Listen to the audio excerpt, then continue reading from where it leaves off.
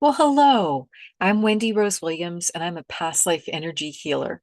I help people release energy that does not serve them. Pain, anxiety, depression, other stuck energy that's preventing us from feeling happy and healthy, and that our life has a wonderful purpose. So I'm here today to talk to you about emergency preparedness because my guides have been bringing this up repeatedly during my dreams, and my dreams can be precognitive at times. So I really try and pay good attention to them as they can be forecasting things that may be coming up. So, what are some of the different scenarios that can come up? We might need to shelter in place. Perhaps there is a big storm forecast that's coming up, and there's going to be some high winds, perhaps some snow, some rain, um, heat, extreme heat, whatever might be coming up that can cause us to lose power, perhaps have issues with other utilities, compounding these different issues. So what are some of the things that we can do to take care of ourselves, have just a great spirit of adventure about it by doing some preparedness, and then just knowing that it's all trusting that it's all going to work out really well.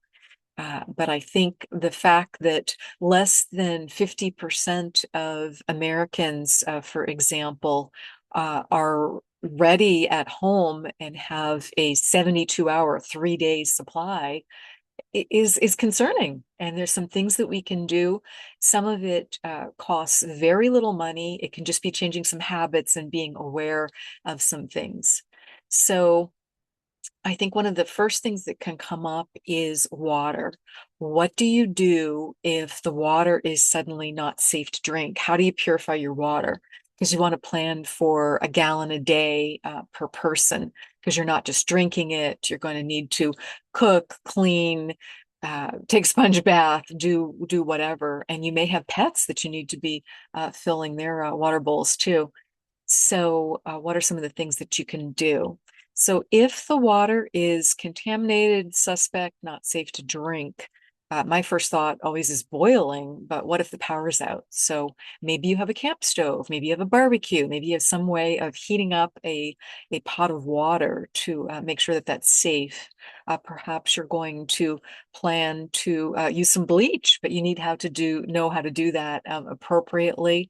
You might want to buy a package of the small chemical tablets that purify water, or perhaps you have a Berkey charcoal filter, which is a true filtration system that can take contaminated water and can decontaminate it.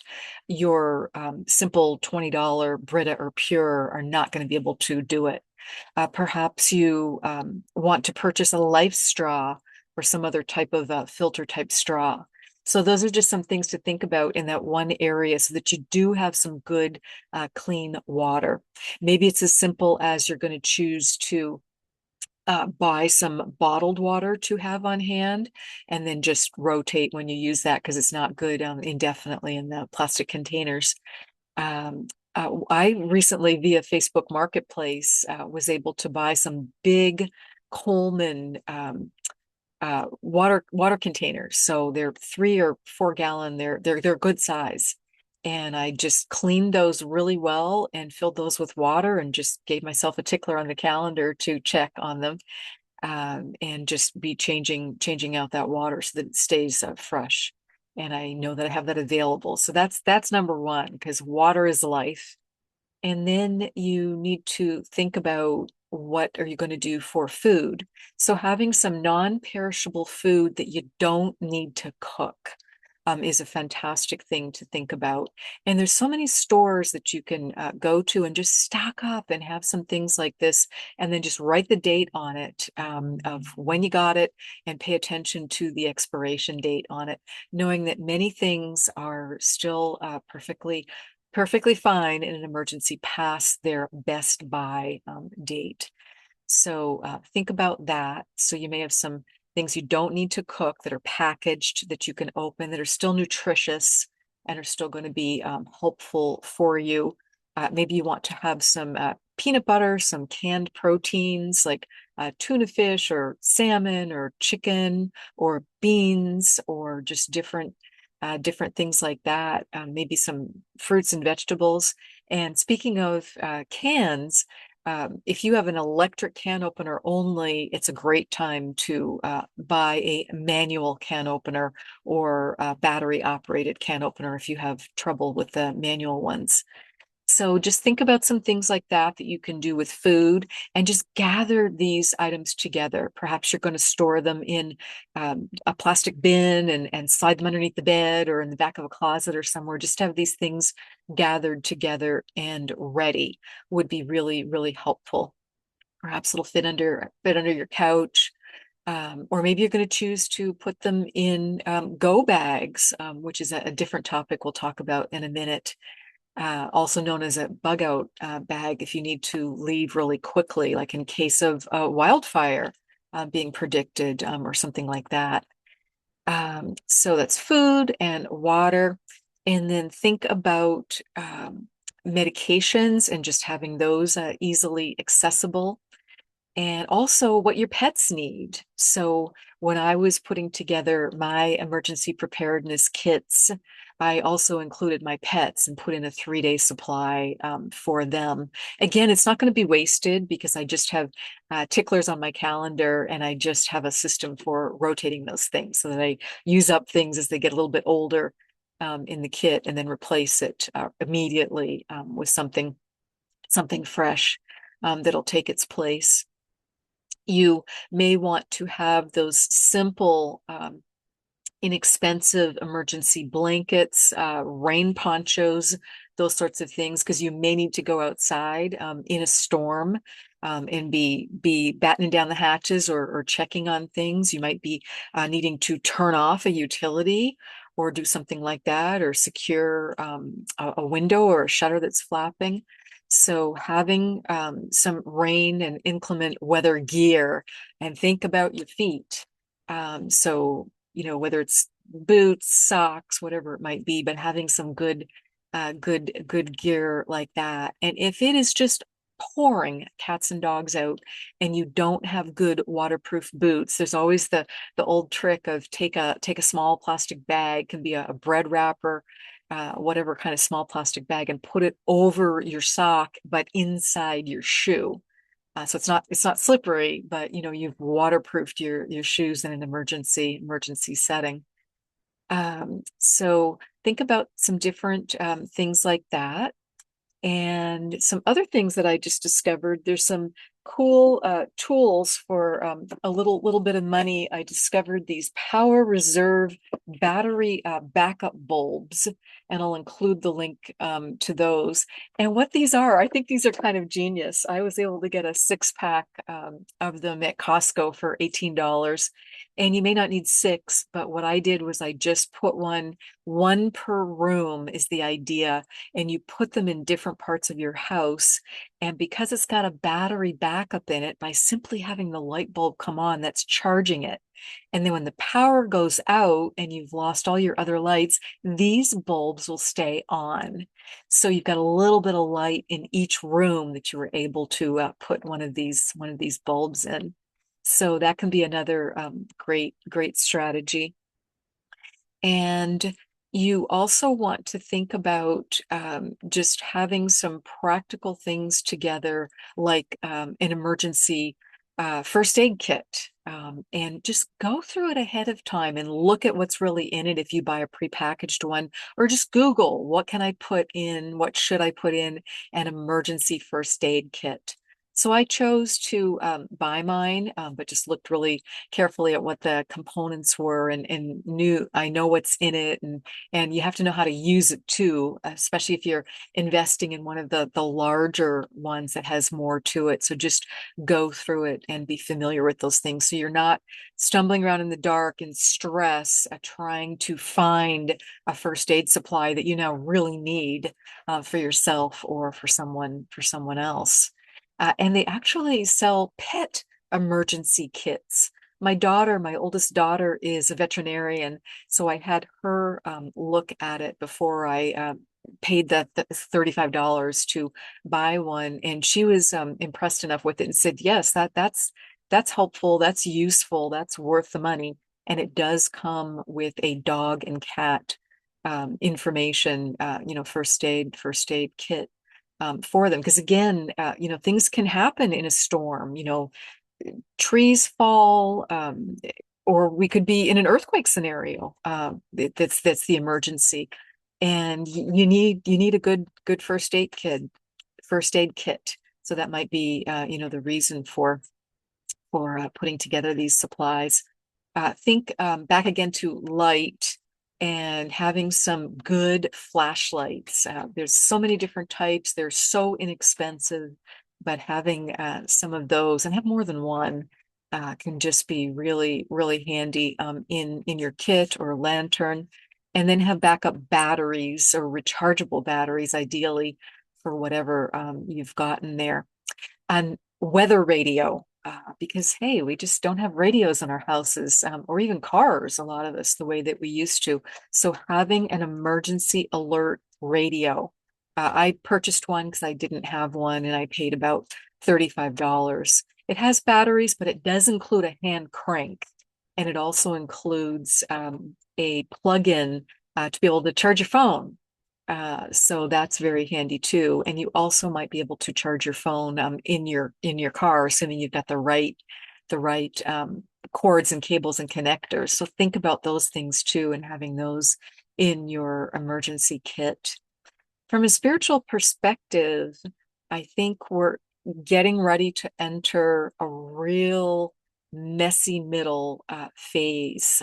All the astrologers have been talking about it, this being the fire horse year, looking at profound change coming quickly.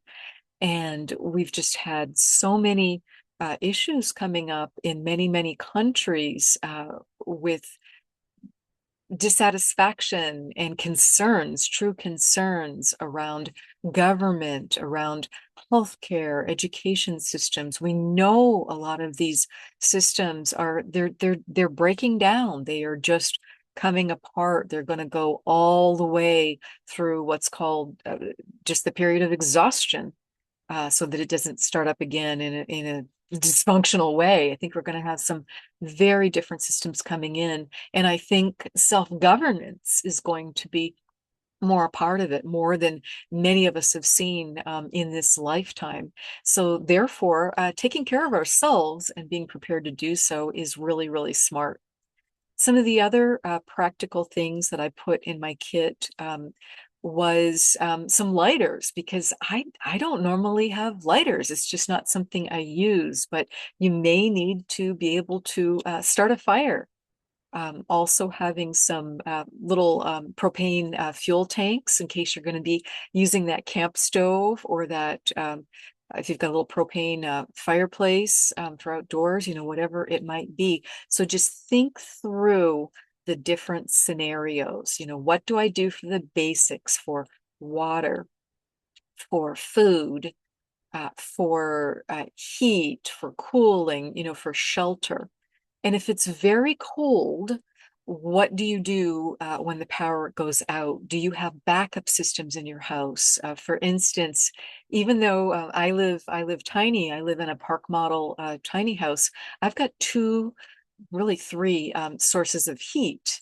And that's important to me because it can get cold in Spokane, Washington, where I live. It can get, well below freezing for days on end.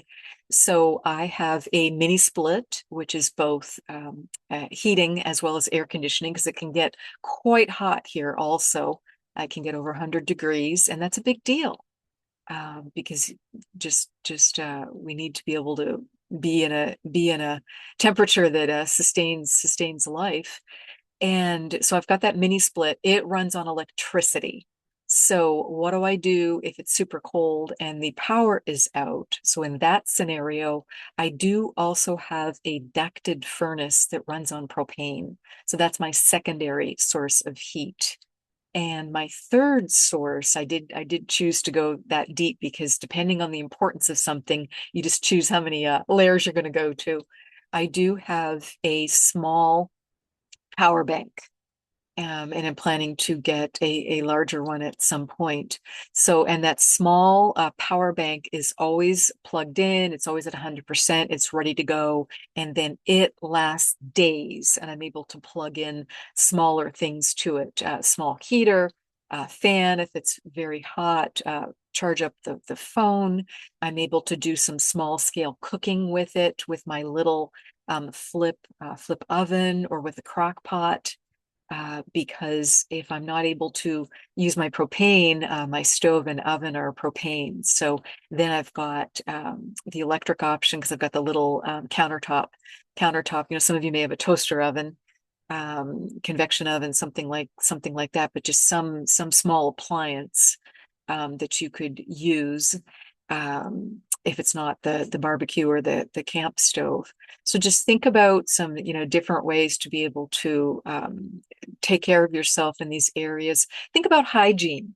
So what I put together there, obviously there's the roll of toilet paper, but if the water and sewer is not working, what do you do with your waste? So I could still choose to use my toilet by simply lining it with a plastic bag first and have the waste be caught in there. And then, be able to bundle up and dispose of in whatever appropriate way from there. And so just kind of think through these different scenarios. If I can't take a shower, I've got a package of sponge wipes as different types of hygienic wipes, because you don't want to go for days and days without some sort of hygiene and cleaning, because you need it to keep your spirits up. And from a health standpoint, it's really important not to go full mountain man or woman within the first days or weeks of a more prolonged outage, because it's just not safe or healthy for us. So have some plans in that area.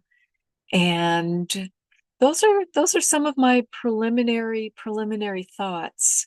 I just feel, oh, tools. Tools is another topic, because we may need some tools that we don't typically use. So I did get some things to be able to start a fire. There's uh, actual little fire starter kits, and they're very tiny little pieces of kindling and fire starter. And I do have a small axe. So because that can be something that you need.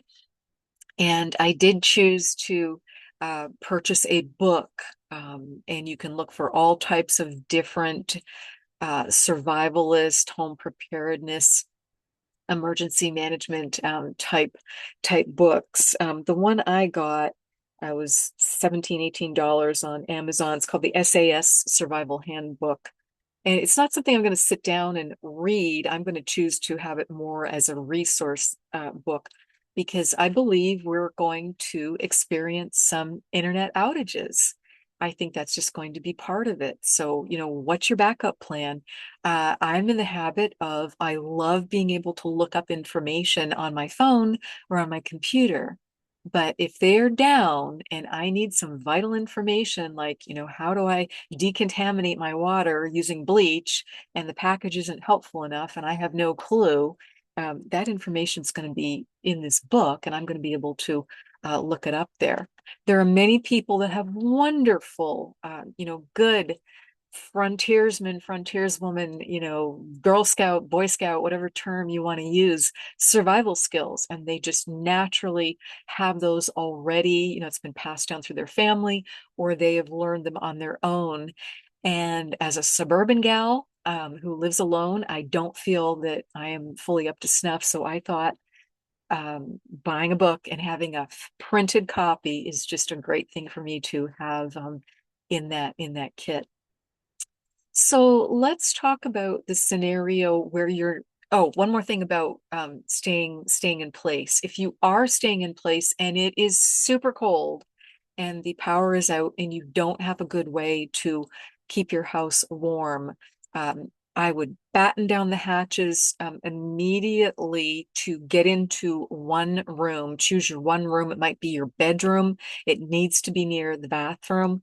And just, close that door and do anything you can to really weatherproof the window or windows more.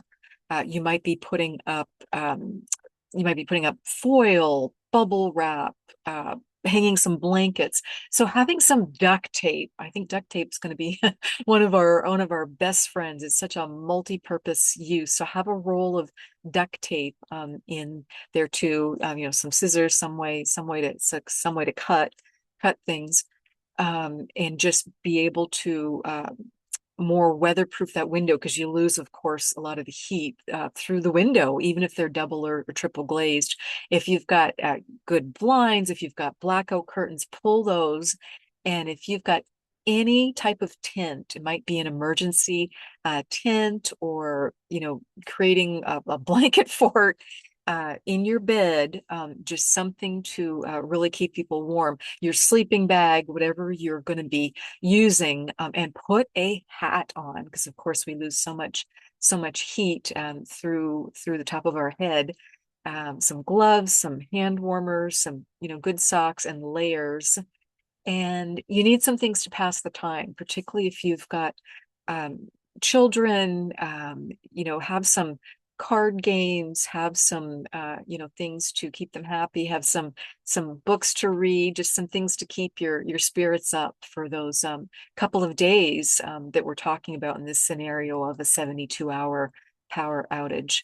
The longest power outages I can remember going through. I went through one in the Seattle area that came from a major windstorm, and I lived in a neighborhood that had big, beautiful trees. So a lot of the trees went down on the power lines, all around us, and it took days to get the power restored. Everywhere. So it did get very, very cold in the house. And you do need to be concerned about pipes freezing, because you certainly don't want a burst pipe.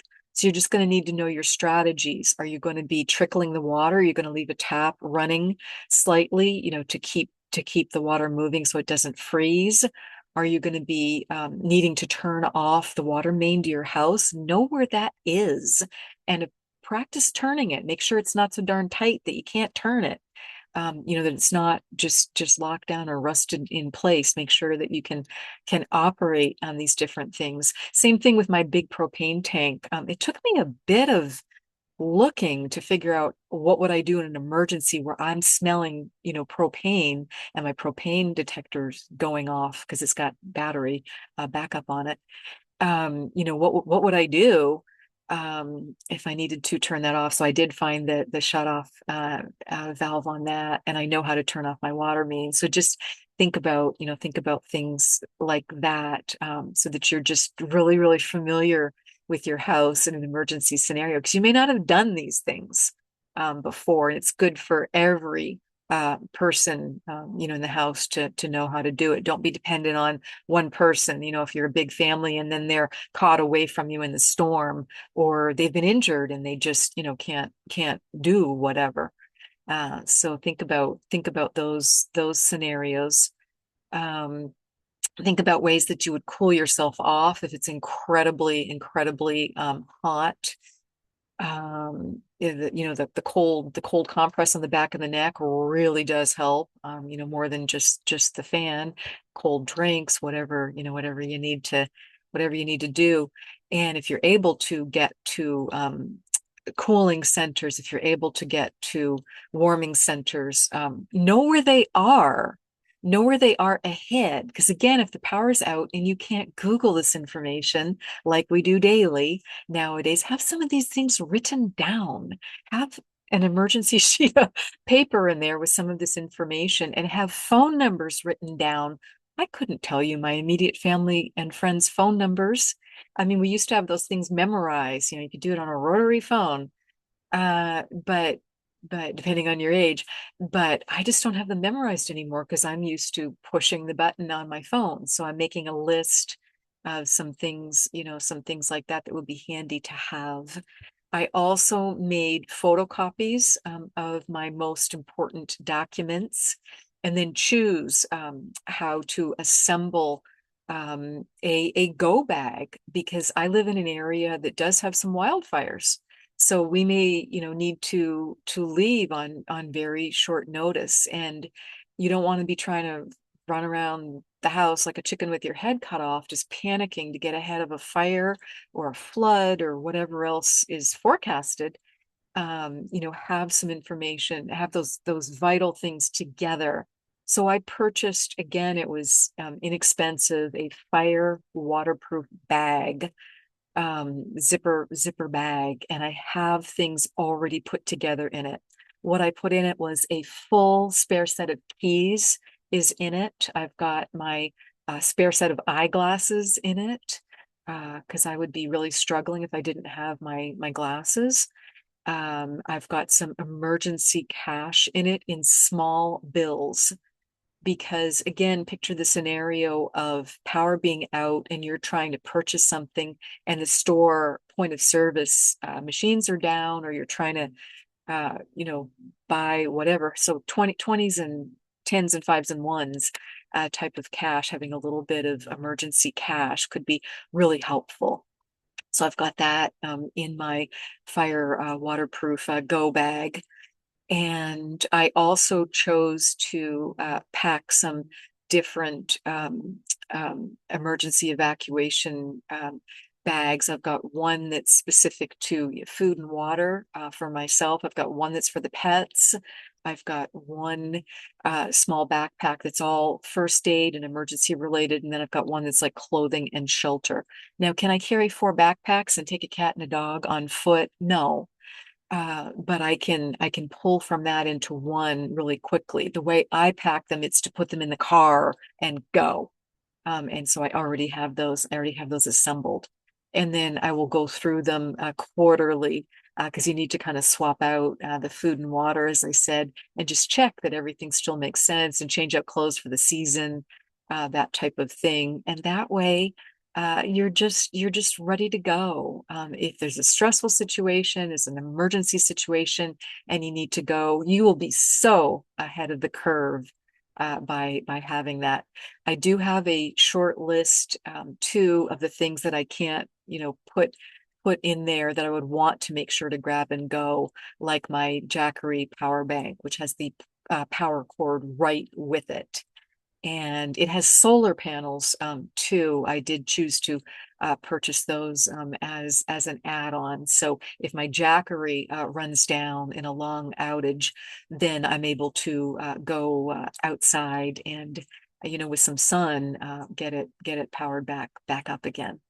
So those are some thoughts in those areas. And again, it's just to do it from a place of just taking care of yourself and being sovereign and being prepared. And if you want to do a deeper pantry and be prepared for a longer outage, I personally chose to prepare for 30 days plus because I really do think that we're going to get to some messy middle, and that the power grid, we so depend on it, and I think it's more fragile than we know. We know we're in a time of extreme solar flares, and that there can be other issues that can take down a large portion of the grid. I believe the United States is divided into just 4 major quadrants. Don't quote me on that, but I believe and there's some fragility to it. Things can happen. So I chose to do a deeper pantry. Some of the things that I included in that pantry were just start with a big bag of beans, big bag of rice. I would do white rice simply because it lasts so much longer. Normally I eat brown rice, but from a preservation standpoint, and then just do a little bit of research about how to preserve it. There are food grade buckets that you can get, plastic buckets that can then just rodent proof it so that mice or something else doesn't get into it. and think about, where you're going to store it, so that the temperatures make sense also. It's not something that I can, put out in my shed, for instance, because too hot and too cold in an uninsulated shed to put my food supply out there. Get some good canned proteins. As I mentioned earlier, some peanut butter, just some things that will last, some cooking oils, some flour, some sugar. Just, think about the things that you use regularly, and just buy a little bit more of the non-perishables, because it's going to be really hard to keep our refrigerators and freezers going, in a long outage if it is hot out. Especially, you can run out of moves, because you may not have enough coolers, you may not be able to get ice, you may not be able to keep replenishing the ice, et cetera, until you eat up that food. So that may spoil.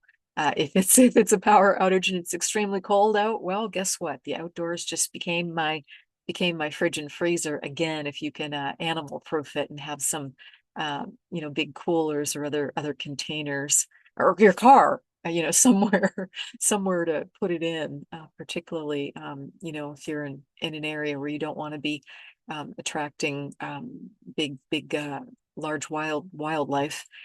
So those are my thoughts, and I think just getting ready, having things like an all-purpose tool, whether it's a Swiss Army knife. I actually bought a little kit. It was about $35, and it's small enough. It's meant you can take it camping, hiking, backpacking, and it has the little tiny version of all kinds of different things you might need, like a single little fishing hook, a little tiny um, um, um, axe chopping tool. And I mean, this cube is about this big. I'll include the link to that too, just to give you ideas. And you may choose to put together, your own kit, or sometimes it's easier to buy it already assembled. But it will definitely give you ideas when you look at some of these kits of what's in these assembled emergency kits and first aid kits. Oh, and one more point about the backpacks that I put together. Again, picturing often when you're leaving in an emergency situation, it might be just pouring buckets. I also chose to just put plastic bags inside each of my backpacks to really waterproof the contents, so that the things didn't get ruined if they get soaked through. So again, just meant to do this from a spirit of taking care of ourselves, feeling good about it, and just doing what you can do. Because I realize budget is a true issue for many people, but many of these things are no cost, low cost. It's just knowing what can come up in your area. And so I simply Googled, because I haven't lived in Spokane that long. It's been just a few years. So I Googled what are the main emergencies that can come up in Spokane area, and then I worked my preparedness from there, knowing that the biggest risks were wildfire or high winds. High winds is another one for me, because since I do live in a tiny home, it is not recommended that you stay in a tiny home, a park model home, or a mobile home, etc., with winds above 60 to 70 miles an hour. And those can absolutely occur.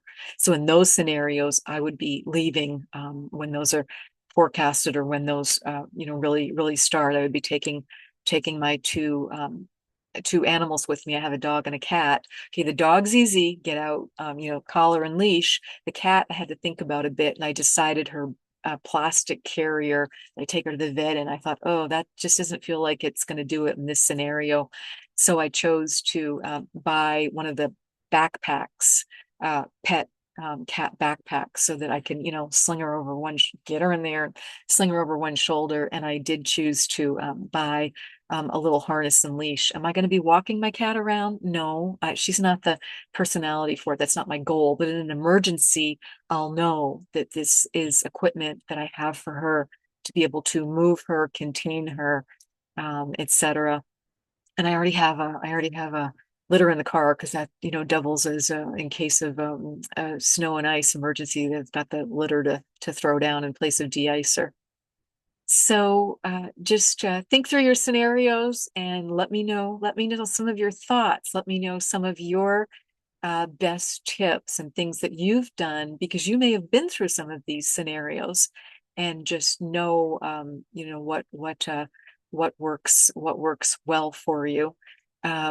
And going back to my story of the two longest outages, so there was the one in Seattle that was in winter. It was mid-December, and we had no power for 5+ days, and the temperature inside the house got down to about 40 because we at that time did not have a backup plan. We didn't have redundancies for what to do about heat. We did have fireplaces, but we couldn't buy wood because everybody just went and bought up the wood. A friend did end up delivering some to us, so we did have some after I was think it was like day 2 or 3, and we then started getting trying to heat the house again from that. But it was pretty miserably cold. And then the other longest outage I ever went through was in the Boston area, Boxford, north of Boston. And we didn't realize when we purchased in the neighborhood, again, big, beautiful trees, that power outages were fairly common there. And the minute we had the first big one, we could hear the sound. My husband and I are looking at each other going, what is that noise? Why do I hear like engines running everywhere? Generators. People had gas generators knowing that could come up. And that was a rough, and we didn't have a generator, and it was not easy to buy one. Once the need is there, it's like, oh boy. Um, we were on a well, so that was the biggest issue because we no longer had water. So that was worse than the lack of heat and electricity was the no water.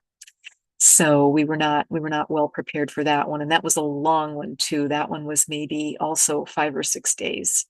So taught us some good lessons in be more prepared. So again, thank you so much, and just help me look forward to wonderful things coming up on this planet. Help me visualize the peace on earth, neighbors helping neighbors, and just I can just see this future. But it looks a lot like good parts of our past, with community gardens, with just food from nearby, because it may not be as easy to get things like you've traditionally bought them because the supply chain has become very fragile and is very close to breaking in many ways. So having seeds, having heirloom seeds, and even if you live in an apartment, a condo, a tiny place, like I do, I grow food year round via hydroponic gardening. And I have lettuce and herbs growing all the time on my kitchen counter. Again, that is electricity and water, clean water dependent, but you do what you can do. And I do also have seeds, and we've got a fairly long grow season outdoors for gardens in Spokane. So I plant my outdoor garden on Mother's Day, and then it's still producing sometimes until late September or so. And I usually plant from plant starts. So I might, be harvesting some things in June even.